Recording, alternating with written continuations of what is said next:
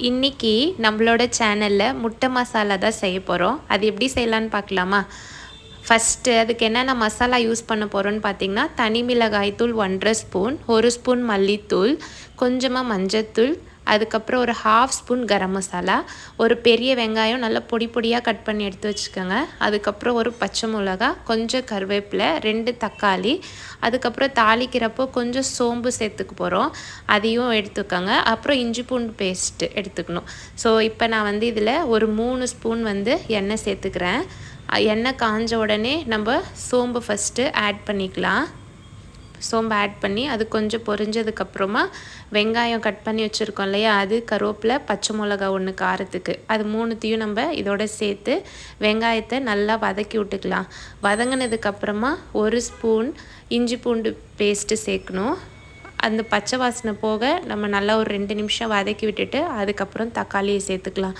நான் வந்து இன்றைக்கி முட்டையை உடச்சி ஊற்றி தான் செய்ய போகிறேன். இது வந்து குயிக்காக செய்யலாம், ரொம்ப ஈஸியான ரெசிபி, எல்லாருக்குமே பிடிக்கும். ஒரு 10 நிமிஷத்துலேயே ரெடி ஆகிடும். இப்போ நம்ம வீட்டில் வந்து ஏதாவது காரமாக சாப்பிடணுன்னு நினைப்போம், அந்த டைமில் என்ன செய்கிறதுன்னு யோசிச்சுக்கிறப்போ இந்த ஐடியா கிடச்சிச்சு. நீங்கள் கண்டிப்பாக ட்ரை பண்ணி பாருங்கள், ரொம்ப நல்லாயிருக்கும் டேஸ்ட்டு. இப்போ வெங்காயம் வதங்கிடுச்சு, இஞ்சி பூண்டு பேஸ்ட்டு பச்சை வாசனை போனதுக்கப்புறம் நான் தக்காளி ஆட் பண்ணிட்டேன். தக்காளி வந்து ஒரு 3/4 பதத்துக்கு வதங்கட்டும். வதங்கினதுக்கப்புறமா நம்ம எடுத்து வச்சுருக்க மசாலாவெல்லாம் இதோட சேர்த்துக்க போகிறோம். இதுக்கு முன்னாடி கொஞ்சம் உப்பு சேர்த்துக்கோங்க தக்காளி வதங்கிறதுக்காக.